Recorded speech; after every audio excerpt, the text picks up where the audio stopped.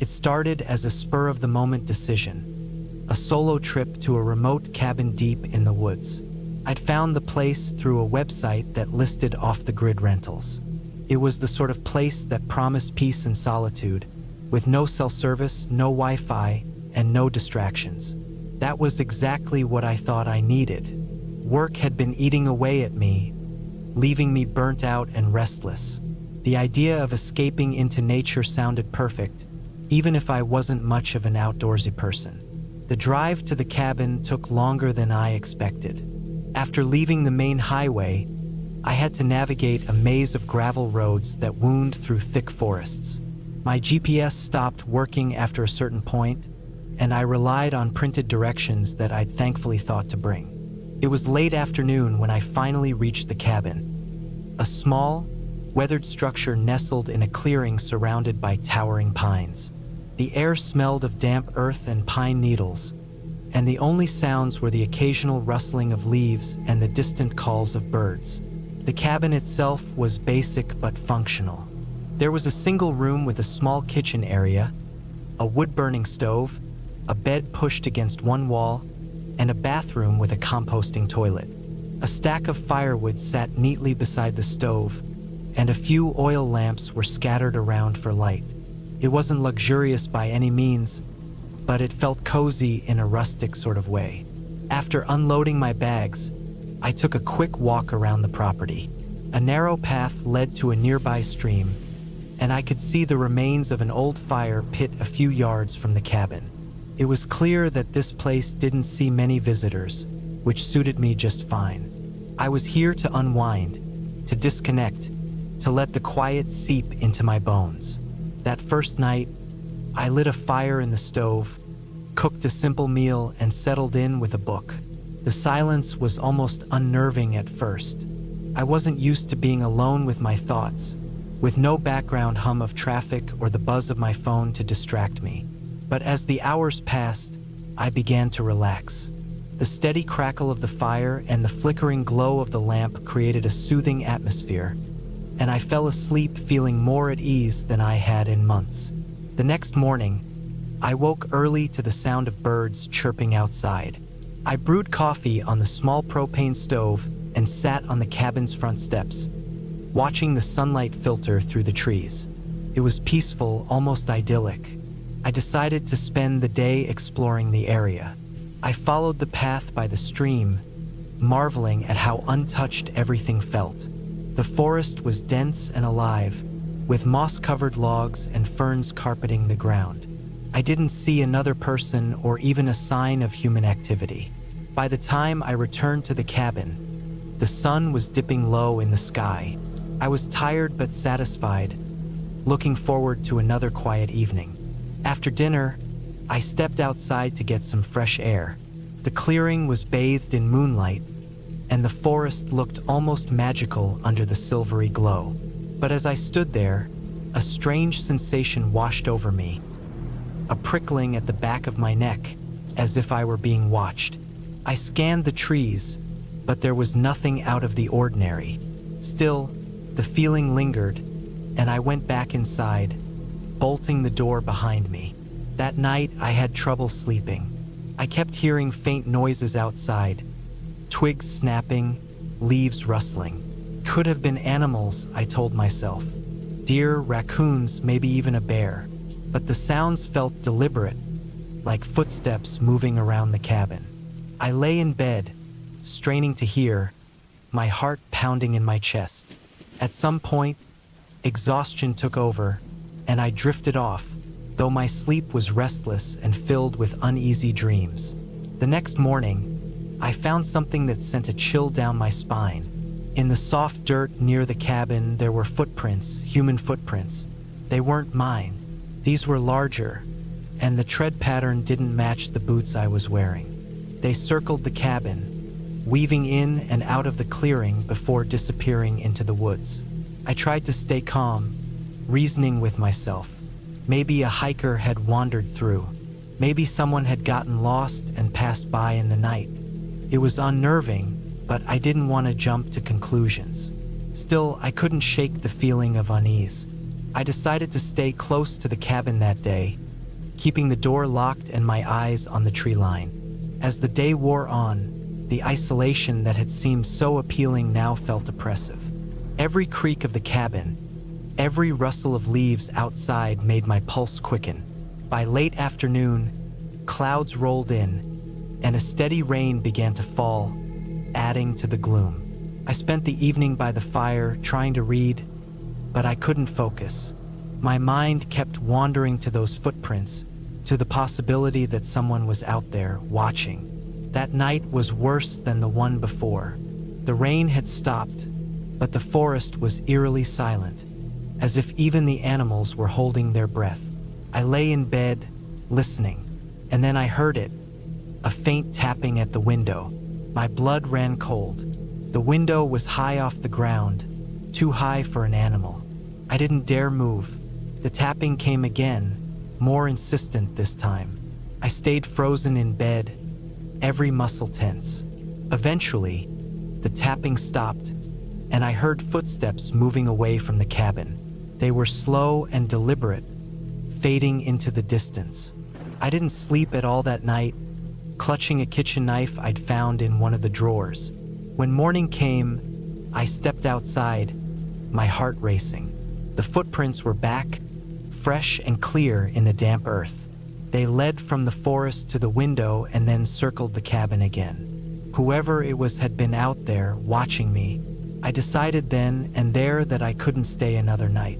I packed my things in a hurry, constantly glancing over my shoulder. The drive back to civilization felt like it took forever. My hands gripped the steering wheel so tightly they ached, and I kept checking the rearview mirror, half expecting to see someone following me. When I finally reached the highway, I let out a breath I didn't realize I'd been holding. I never found out who or what had been outside the cabin those nights. Maybe it was just a drifter or a local playing a prank. But the feeling of being watched, of not being alone in that remote place, stayed with me long after I returned home. It was a reminder that solitude can sometimes be a double-edged sword, and that even in the quietest, most peaceful places, you're never truly alone.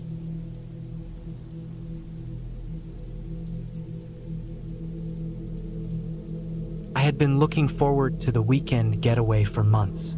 Life in the city was suffocating, concrete, noise, and the same routine every day. I needed a break. When I found the cabin online, nestled deep in the mountains, surrounded by woods and overlooking a small lake, I couldn't resist. The photos showed a rustic but comfortable place, perfect for some solitude.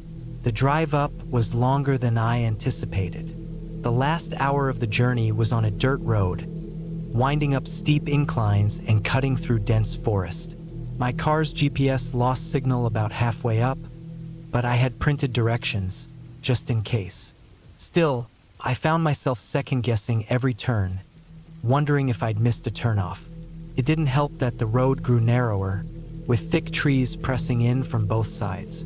When I finally arrived, I was relieved to see the cabin exactly as it had looked in the photos. It was small, with weathered wooden planks and a steeply pitched roof. A rickety-looking deck wrapped around one side, facing the lake. The lake itself was glassy and still, reflecting the darkening sky. I unloaded my things quickly, eager to settle in before it got completely dark. The first thing I noticed was the quiet. It wasn't the kind of peaceful quiet I had been dreaming of. It was heavy, almost oppressive, as if the forest itself was holding its breath. I shrugged it off. After all, I had wanted to get away from the noise. Inside, the cabin was cozy but sparse.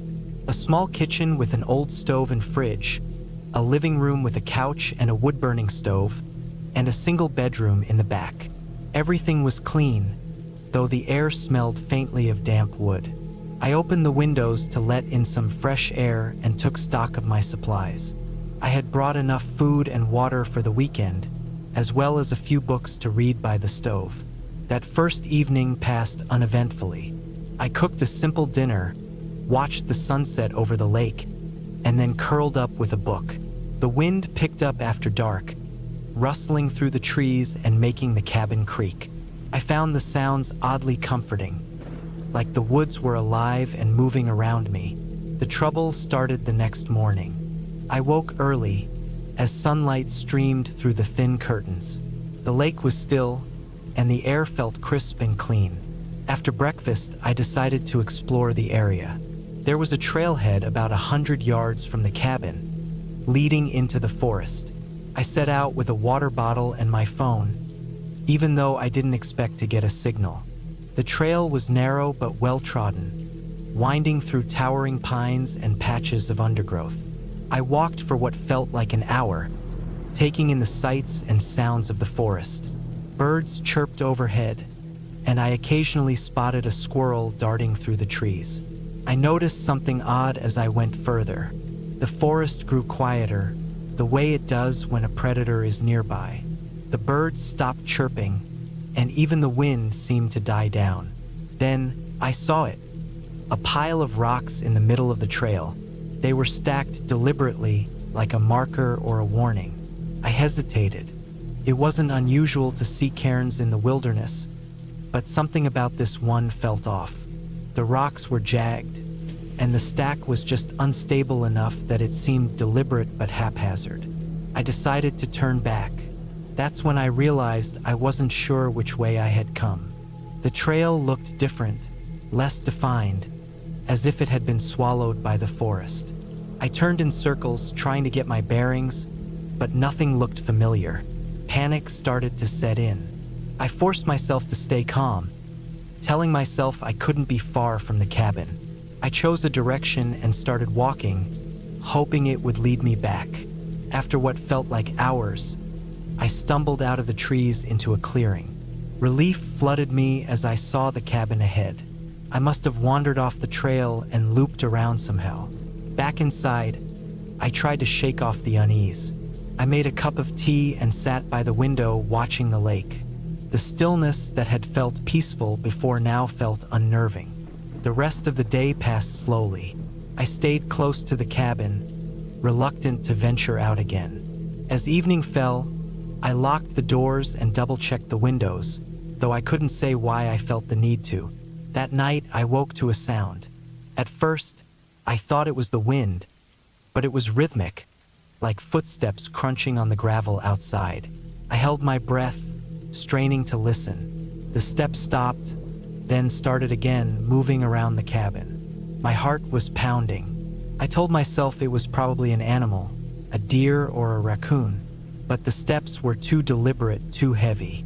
I stayed frozen in bed, clutching the blanket, until the sound faded. The next morning, I found footprints outside. They were human, unmistakably, but they didn't lead to or from the cabin. Instead, they circled it over and over in erratic loops. I decided to leave. I packed my things quickly, not caring that I still had 2 days left on my booking. As I loaded the car, I felt eyes on me, though I saw no one. The drive down the mountain was nerve-wracking. Every turn in the road felt like a potential ambush. I kept checking the rearview mirror, half expecting to see someone following me. When I finally reached the main road, I breathed a sigh of relief. The tension in my chest eased, though I couldn't stop glancing in the mirror. Back home, I tried to forget the weekend. I didn't tell anyone about the footprints or the sounds at night. It felt too strange, too unreal. But sometimes, in the quiet moments, I think about that pile of rocks on the trail and the footsteps outside the cabin. Whoever or whatever it was, they let me leave. But I can't shake the feeling that they're still out there, watching, waiting for the next visitor who strays too far into the woods.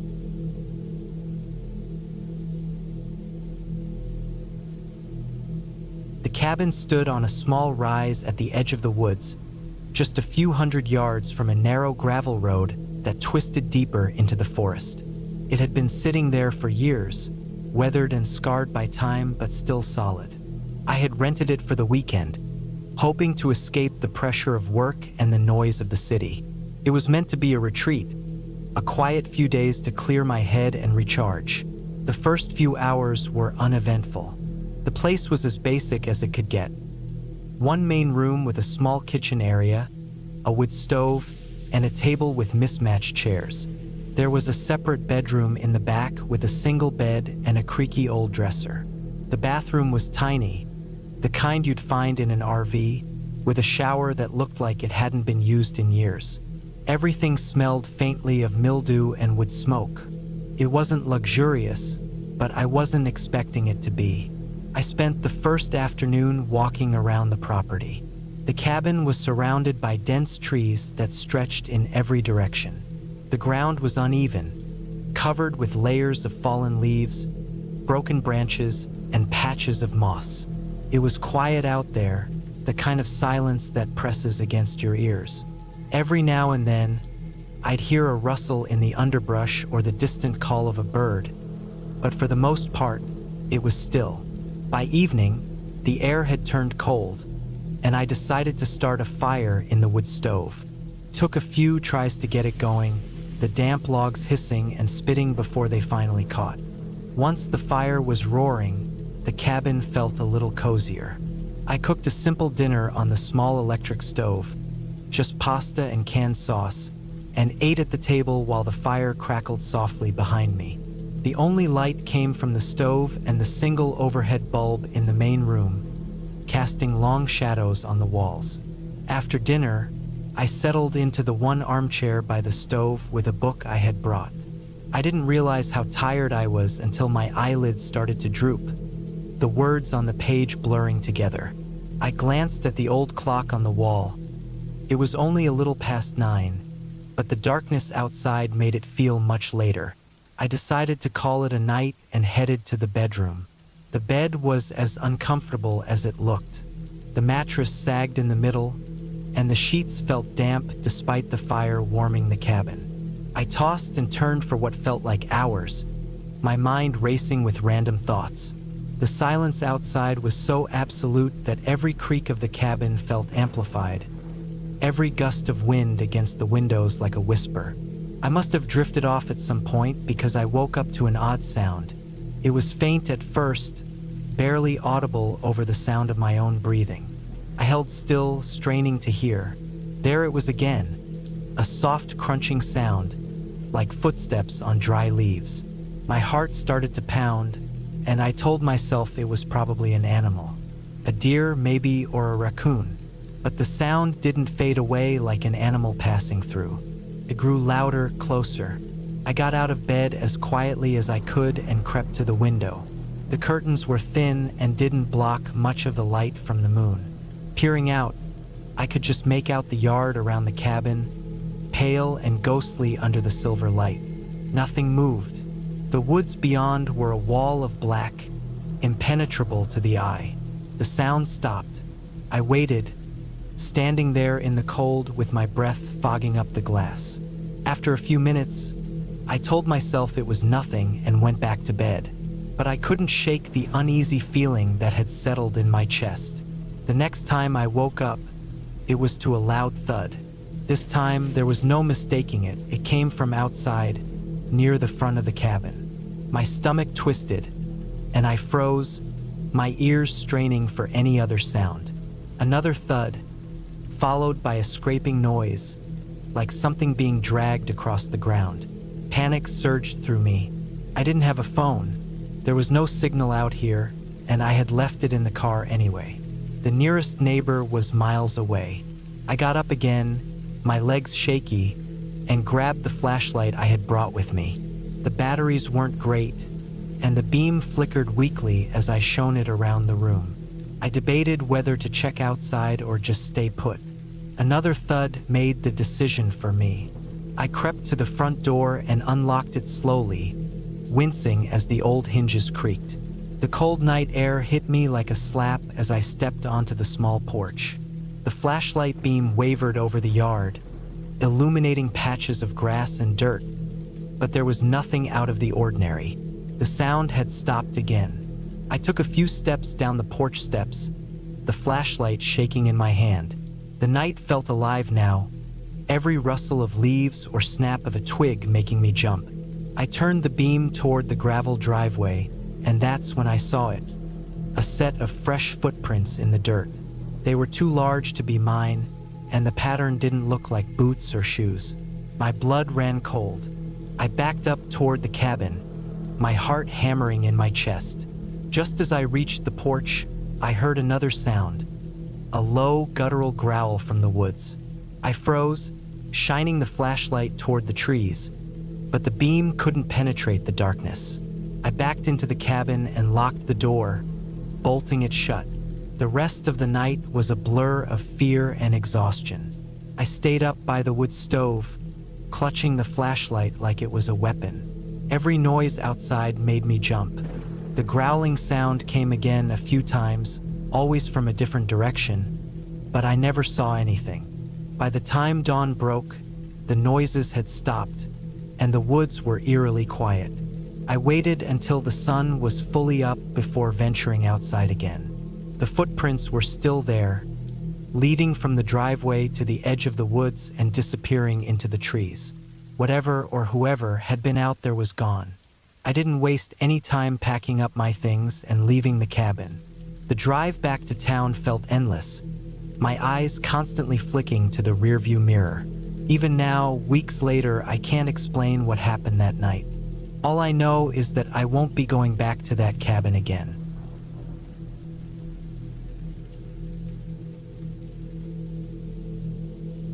I had always wanted to get away from the noise of the city, so when I found a cabin deep in the woods for rent, I jumped at the opportunity. The idea of being surrounded by nothing but trees, silence, and the occasional bird call sounded like paradise. It was just me, no distractions, no deadlines, no traffic. The cabin itself wasn't anything extravagant. It was old, the kind of place that looked like it had been sitting on the edge of the forest for years, its wooden walls slightly weathered but still standing strong. There were no neighbors for miles, just miles and miles of thick forest in all directions. It was perfect. I arrived late in the afternoon after a long drive, with the sky turning a pale orange as the sun began its descent. The road leading to the cabin was rough, unpaved, and I could tell not many people traveled on it. Felt remote, but in the best way. The cabin was small, with a front porch that creaked under my weight as I walked up to the door. I fumbled with the lock, finally managing to get the door open. Inside, the air was cool, tinged with the scent of pine and old wood. A fire pit sat in the middle of the living room, but I wasn't sure if it worked or if I even had enough firewood. Still, it didn't matter. I had a sense of peace just being there, surrounded by the quiet of the woods. After unpacking my things, I decided to go for a short hike, just to explore the area around the cabin. The sun had almost completely set, leaving a twilight glow across the land. The trees around me towered above, their trunks covered in moss, the forest floor blanketed in fallen leaves and ferns. The air was crisp, and everything felt so still. No wind, no animals, just the sounds of my boots crunching on the dry leaves and twigs beneath my feet. I wandered aimlessly for about an hour, taking in the fresh air, when I stumbled across something strange. It was an old, abandoned shack. At first, I thought it was just a random outbuilding, maybe used by someone years ago, but as I got closer, I realized it was far more weathered than that. The shack had no windows, just a wooden door that hung crookedly from a single hinge. The roof had caved in places, and the wood was rotten, gray with age. Something about it didn't sit right with me. It wasn't just that it was abandoned. It felt like it had been forgotten, left to rot without anyone ever looking back. I stood there for a moment, unsure whether I should get closer or turn back, but curiosity got the better of me, so I approached the shack cautiously. I could feel my heart rate increase as I neared it. I touched the door, half expecting it to fall off the hinge, but it didn't. It was solid, but the wood was splintering, fragile. I pushed it open, the door creaking in protest, and stepped inside. The inside of the shack was dark, the only light filtering through cracks in the wood. The air smelled musty, like old dust and something else, something sharp, almost like the scent of decay. As my eyes adjusted, I could make out a few old crates and barrels scattered around the floor, covered in dirt and cobwebs. But what caught my attention was something lying in the corner, a pile of old, rotting blankets. I took a step closer, and that's when I saw it. Under the blankets were several large, rusty tools, some of which looked like they had been there for decades. There was also a faint outline in the dirt, as though someone had been lying there recently. That I froze, feeling a sudden unease. There was something about the shack that made my skin crawl, but I couldn't figure out why. Maybe it was the way the shadows seemed to twist in the corners, or the sense that the place had been forgotten by time itself. I backed out of the shack slowly, my pulse quickening. I told myself it was just an old shack, nothing to worry about, but the feeling of unease lingered as I made my way back to the cabin. When I got back to the cabin, I locked the door behind me and made myself some dinner, but I couldn't shake the feeling that something wasn't right. The sun had long since set, and the moon had risen high in the sky, casting a pale light over the cabin. I sat near the fire pit, staring into the flames, trying to shake off the strange sensation that had settled in my chest. It was then that I heard it, a faint sound coming from outside. At first, I thought it was just the wind, but then it came again, soft, barely audible, like footsteps crunching on dry leaves. I stood up, heart pounding, and peered out the window. The forest was dark, the trees swaying gently in the night breeze, but there was no one there. I felt my throat tighten, and I told myself I was just being paranoid. There were animals in the woods, no doubt, and the sounds I was hearing could easily be explained by the night creatures. I tried to go back to my seat, but the sound came again. It was closer this time, much closer. The crunch of leaves. Someone was outside. I felt the hair on the back of my neck stand up. I couldn't move, rooted to the spot by a strange mix of fear and disbelief. What did they want? Who was out there? I grabbed the flashlight from the table and slowly moved to the door, turning the handle with trembling fingers. I cracked it open just enough to peek out. The beam of light cut through the darkness, illuminating nothing but trees and shadows.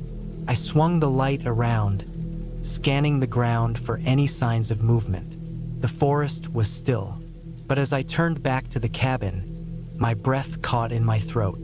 A figure stood at the edge of the trees, just out of the reach of the flashlight. I couldn't see their face, but I could feel their presence. I wasn't sure if it was the adrenaline or something else, but I could have sworn the figure was watching me. For a long moment, neither of us moved. Then, without a sound, the figure disappeared into the woods. My heart was racing. I slammed the door shut and locked it, my hands shaking. I knew I should have stayed calm, that it was probably some local who had wandered too close to the cabin. But deep down, I knew that wasn't the whole story. My mind kept racing, trying to make sense of what I had seen. But I couldn't. The feeling of being watched wouldn't leave me. I stayed up late that night, watching the shadows dance on the walls of the cabin, straining my ears for any sounds from the outside. But the forest was silent. I eventually fell into a restless sleep, and when I woke up the next morning, the sun was already high in the sky.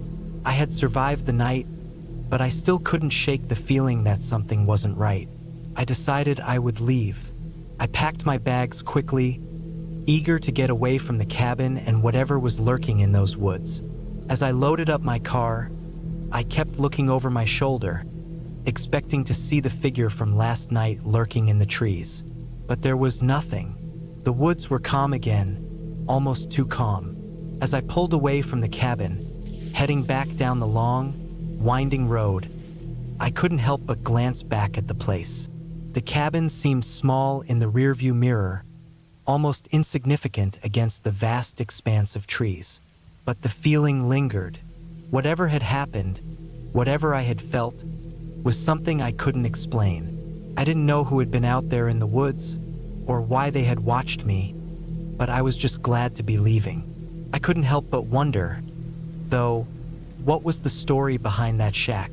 Who had left their tools there, and why had they abandoned it so suddenly? What had they been doing in the woods? And who had been watching me from the trees? I didn't have answers, and maybe I never would. But I knew one thing for sure. I wasn't coming back to that cabin, not ever again.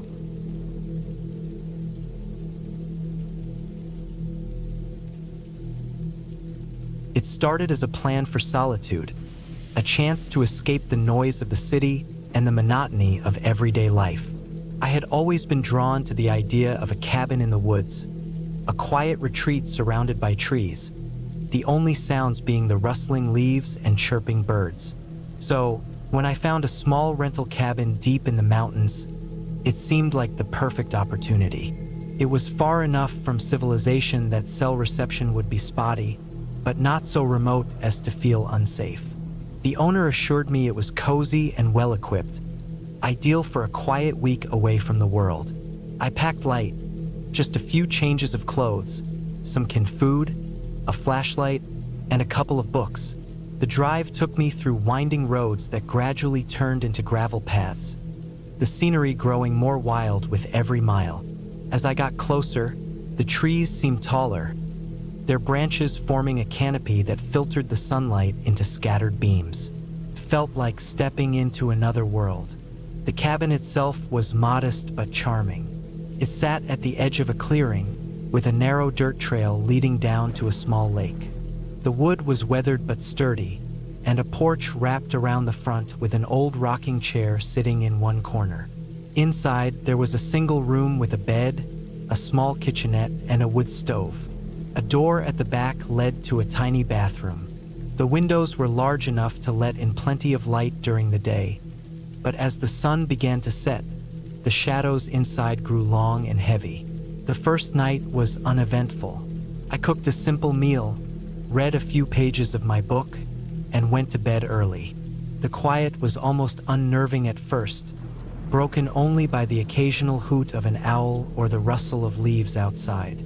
I remember lying there, listening to every creak of the cabin and trying to convince myself that it was just the woods settling or the wind brushing against the walls. The next morning, I decided to explore the area. I followed the trail down to the lake, which was as still as glass, reflecting the trees and sky like a mirror.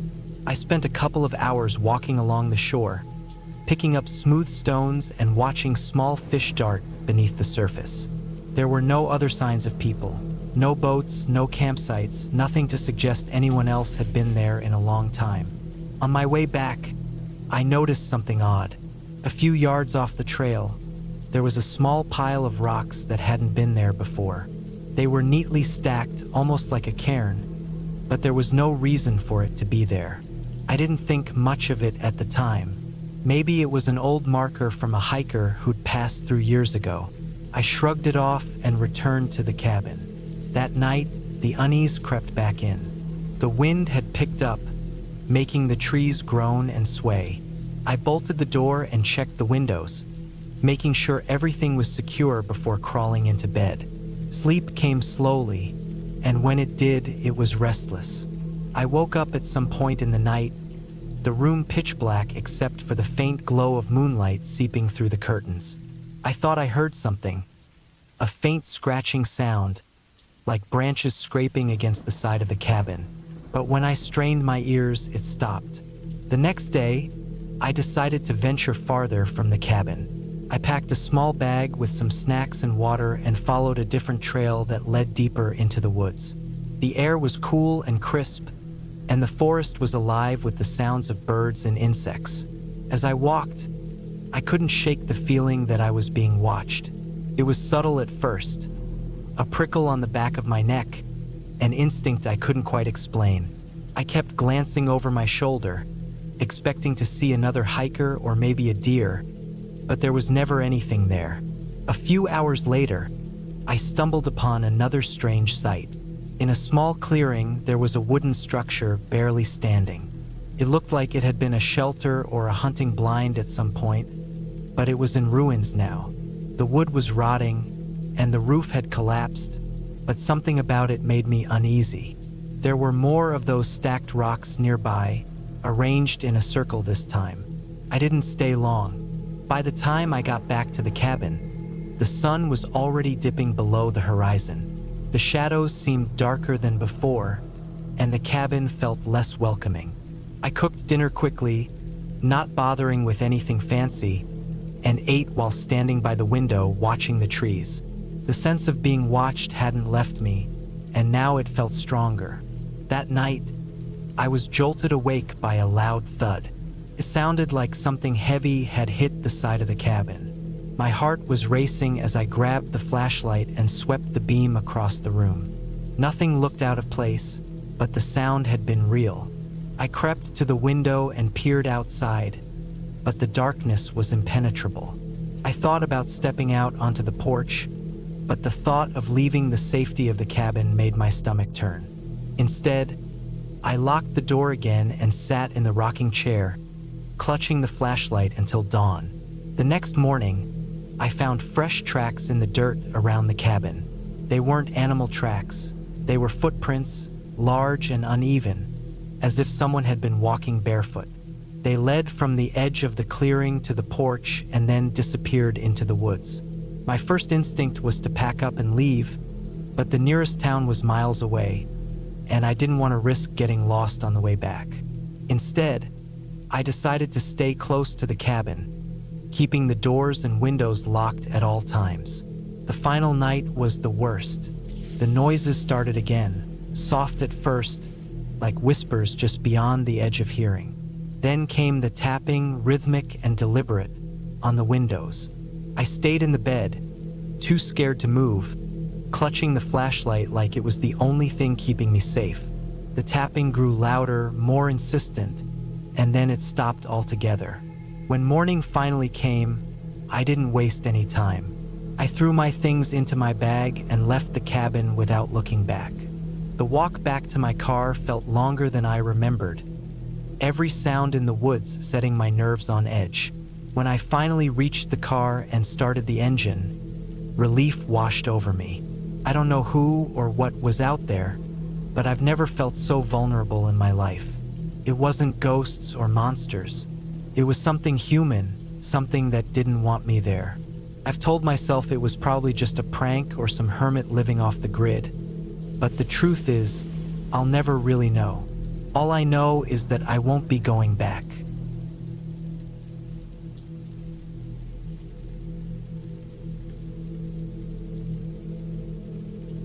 I remember that weekend like it was yesterday, though I wish I could forget it.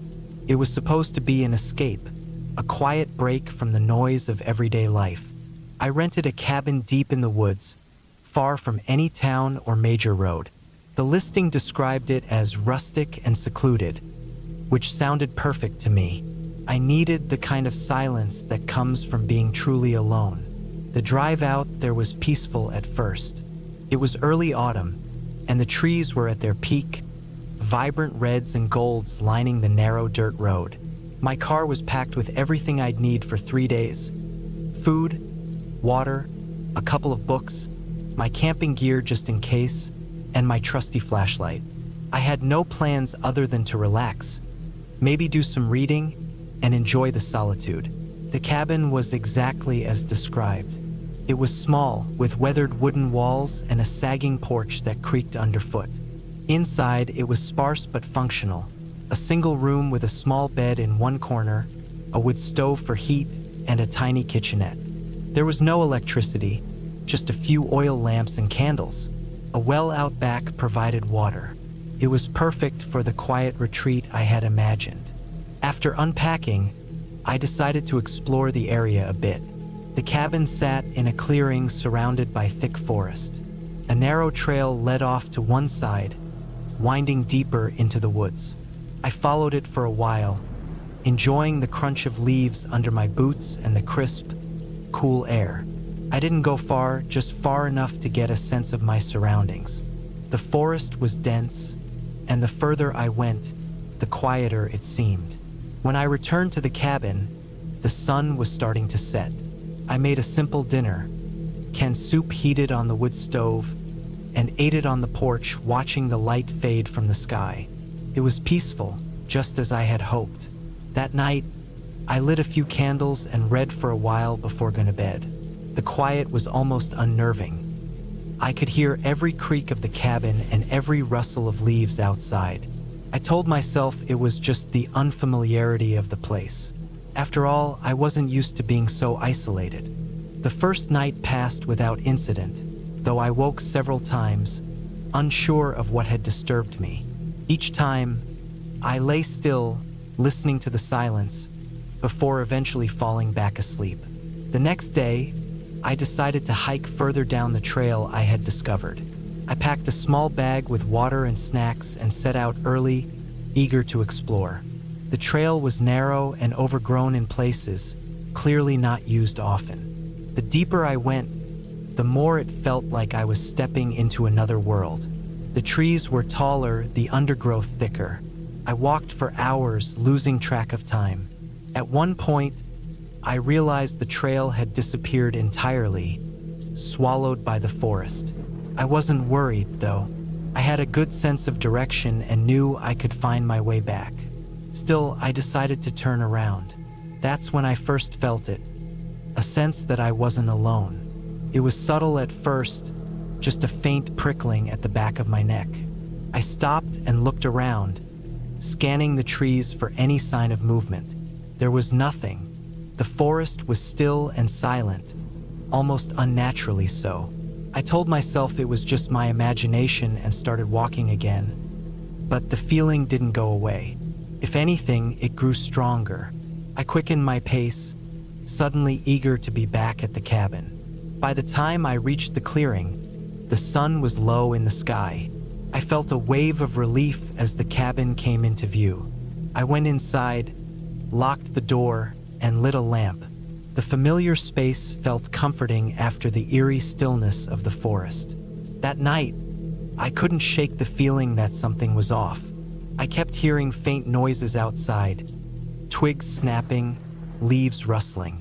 Each time, I told myself it was just the wind or some small animal, but I couldn't relax.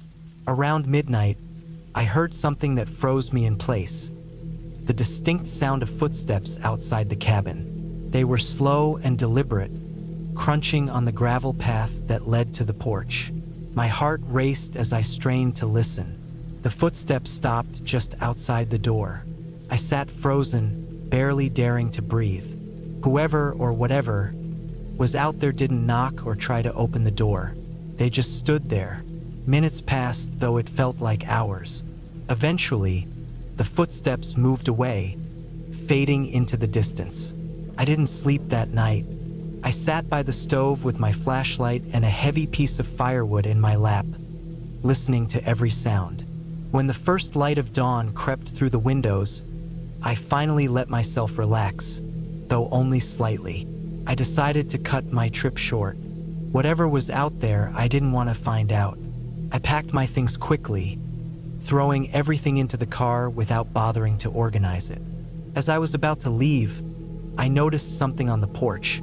There were footprints, bare human footprints, clear as day in the dirt. They led up to the door and then away again, disappearing into the forest. I didn't waste any more time. I got in the car and drove away, my hands gripping the wheel tightly. As I left the cabin behind, I couldn't shake the feeling that I was being watched. I never reported what happened. Who would I report it to? What would I even say? All I know is that I'll never go back to that cabin, and I'll think twice before venturing into the woods alone again. Some places are better left unexplored.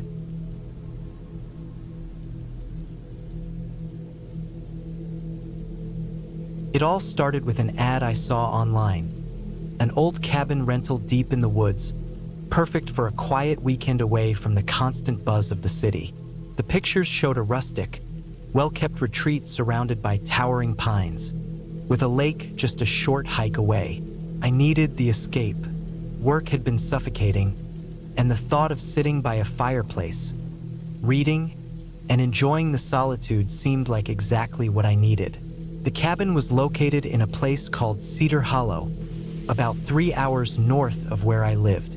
I packed light, just some clothes, a few groceries, and a book I'd been meaning to read for months. The directions were straightforward, though the last stretch was on an old dirt road that seemed barely maintained. As my car bumped and jolted along the uneven path, I kept telling myself the isolation would be worth it. The cabin looked exactly like the photos. It was small, with dark wood siding and a wraparound porch. The area was quiet, except for the occasional rustle of leaves in the breeze and the distant calls of birds. No cell phone reception as expected, but that was fine. I wanted to disconnect. Inside, the cabin was clean but dated. The furniture looked like it had been there for decades, sturdy but worn. The kitchen had an old gas stove and a fridge that hummed loudly when it kicked on. There was a single bedroom with a creaky bed frame and a heavy quilt that smelled faintly of mothballs. I noticed the locks on the windows were simple, just small latches that didn't seem very secure. The front door had a basic deadbolt, nothing fancy. It crossed my mind that someone determined could probably force their way in, but I shrugged it off. I was in the middle of nowhere. Who would bother? That first evening was uneventful. I made a simple dinner, lit a fire in the stone fireplace, and settled into an armchair with my book. The only sound was the crackling of the fire and the occasional groan of the old cabin settling. I went to bed early, enjoying the deep silence of the woods. It was so quiet, in fact, that I could hear my own heartbeat when I lay still. The next day, I decided to explore the area. I followed a trail that started behind the cabin, winding through the dense forest. The trees were so tall and close together that they blocked most of the sunlight, making the woods feel darker than they should have been. I found the lake after about half an hour. It was beautiful, calm and still, reflecting the overcast sky. I sat on a fallen log by the shore, just listening to the water lap gently at the edges. On the way back to the cabin, I started to feel uneasy. I couldn't explain it, but I had the distinct sense that I was being watched. I stopped and looked around, but there was nothing unusual, just trees and shadows. Still, I quickened my pace, and by the time I reached the cabin, I was out of breath. I told myself I was just being paranoid. It was easy for the mind to play tricks in such an isolated place. That evening, as I was chopping vegetables for dinner, I heard something outside. It was faint, like the crunch of leaves underfoot. I froze, knife in hand, and strained to listen. There it was again, a deliberate sound, not the random noise of the forest. I moved to the window and peered out, but the fading light made it hard to see anything clearly. The forest was just a wall of shadows. I locked the front door, then double-checked all the window latches. I tried to go about my evening as usual, but the unease lingered. Every little creak of the cabin or rustle of the wind outside made me jump. I went to bed earlier than usual, hoping sleep would come quickly, but it didn't. I lay there for hours, staring at the ceiling, my ears straining for any unusual sound. At some point, I must have dozed off because I woke with a start to a noise outside the cabin.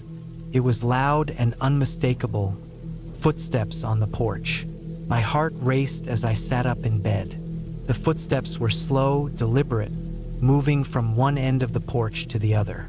I grabbed the flashlight from the nightstand and crept to the bedroom door, careful not to make any noise. The main room of the cabin was dark, the dying embers of the fire casting faint orange glows on the walls. I stood there, listening, every muscle in my body tense. The footsteps stopped. For a moment, there was nothing but silence. Then, a soft scraping sound at the front door, like someone running their fingers over the wood. My stomach churned. I debated my options. Should I confront whoever it was? Stay hidden? Call for help? But I had no signal, and the nearest neighbor was miles away. I decided to wait it out, hoping whoever it was would get bored and leave. But then the doorknob rattled, softly at first, then more forcefully. I held my breath, gripping the flashlight so tightly my hand hurt. After what felt like an eternity, the rattling stopped, and the footsteps retreated, fading into the night. I didn't sleep after that. I stayed up, sitting in the armchair by the fireplace, flashlight in hand, jumping at every creak and groan of the old cabin. When morning finally came, I stepped outside to inspect the porch. There were footprints in the dirt, large ones too big to be from any animal. They led up to the porch and back down, disappearing into the woods. I wanted to leave, but the thought of packing up and driving through the forest on that rough dirt road made me hesitate. It was broad daylight now, and the unease of the night felt distant, almost like a bad dream. I convinced myself that it was probably just a hunter or some local who had wandered too close. Still, I decided to keep my car keys in my pocket and stayed near the cabin, avoiding the forest trails. That night, I barricaded the front door with a chair and a heavy table. I felt a little silly, but it gave me some peace of mind. The hours dragged by, and just as I was starting to think I might actually get some sleep, I heard it again. Footsteps. This time, they circled the cabin, slow and deliberate. My chest tightened as I heard them pause by the bedroom window. I stayed perfectly still, barely breathing, as the footsteps moved on. When dawn finally broke, I didn't hesitate. I packed my things in record time, threw them in the car, and started the engine. As I drove away, I glanced in the rearview mirror and saw something that made my blood run cold. A figure standing at the edge of the woods, watching me. They were too far away to make out any details, but I could tell they were tall, dressed in dark clothing. I didn't stop driving until I reached the main road, where my phone finally regained reception. I called the cabin's owner and told them what had happened. They sounded genuinely surprised and promised to look into it. But I knew I'd never go back there. Even now, weeks later, I can't shake the feeling that whoever was out there wasn't just passing by. They knew I was alone, and they wanted me to know they were there.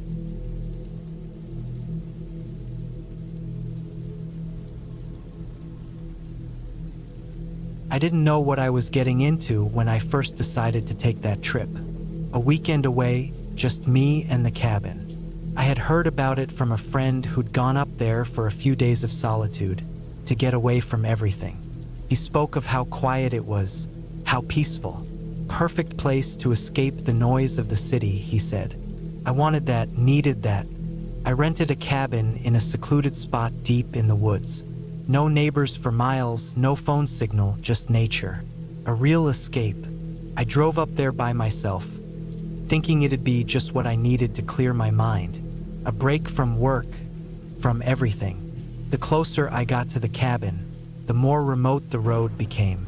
The trees seemed to grow thicker around me, their branches hanging low, almost as though they were trying to block my path. But I didn't think too much of it.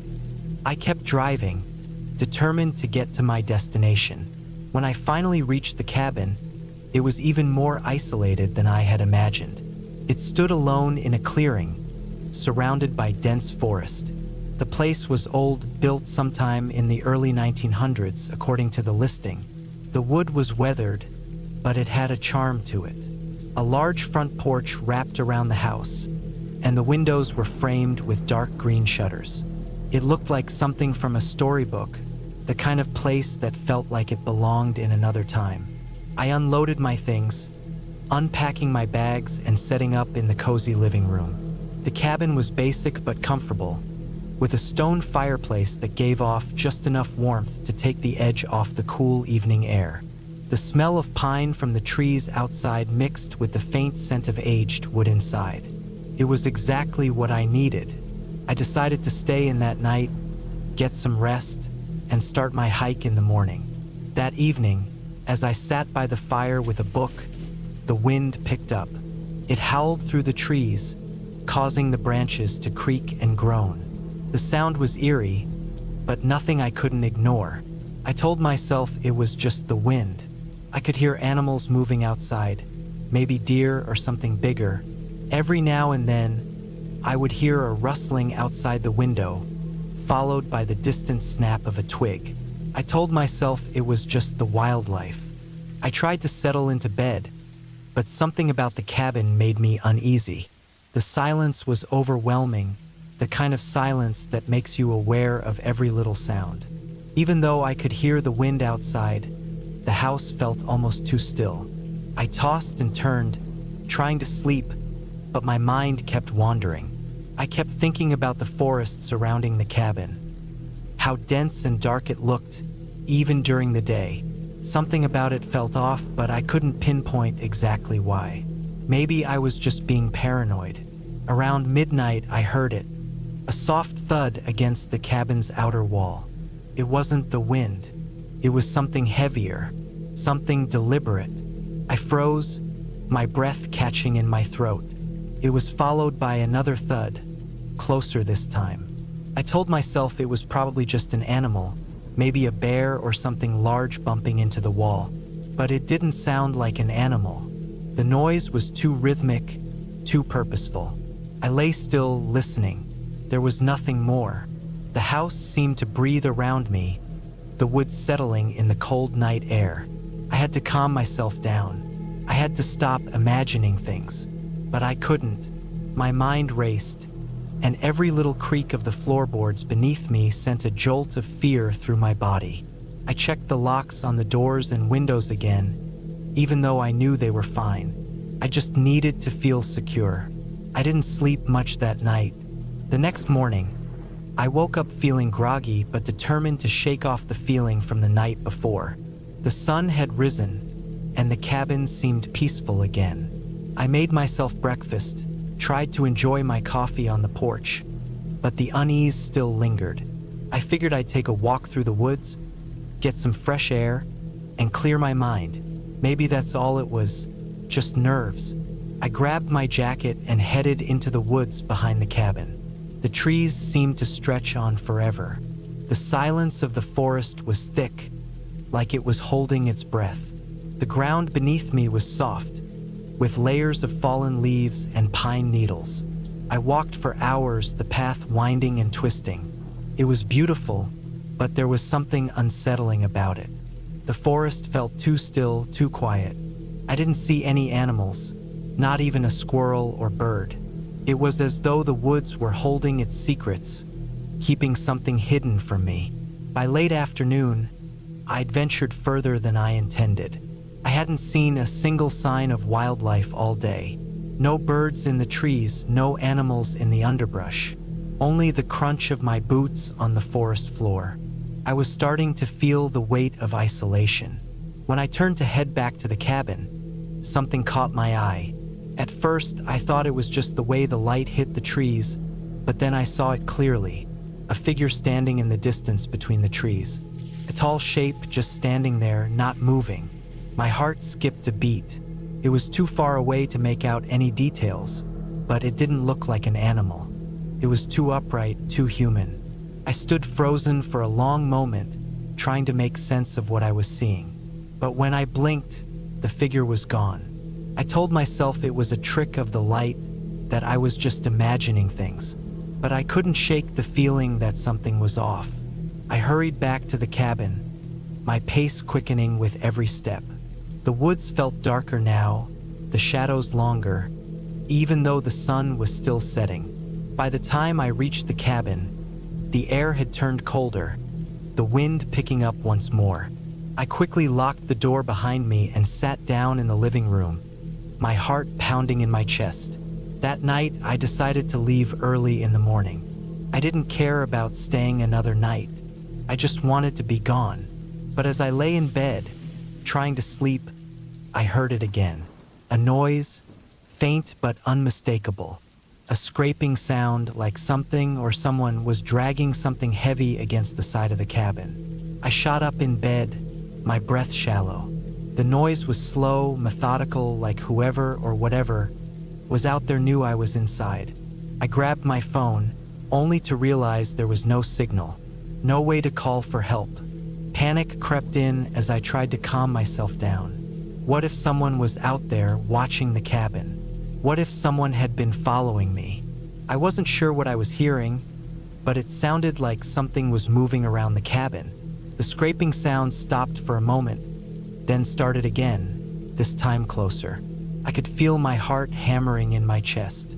I grabbed a flashlight and moved quietly through the cabin, checking every window and door. Nothing seemed out of place, but the feeling of being watched intensified. I turned off the lights and stayed as still as I could, hoping whatever was outside would go away. The night stretched on forever. By the time dawn broke, I was exhausted, both physically and mentally. I packed up my things as quickly as I could, my nerves on edge the whole time. I kept thinking about the figure I had seen in the woods, the scraping sound, and the sense of being watched. I didn't know what had been out there or who had been messing with me, but I wasn't staying another minute.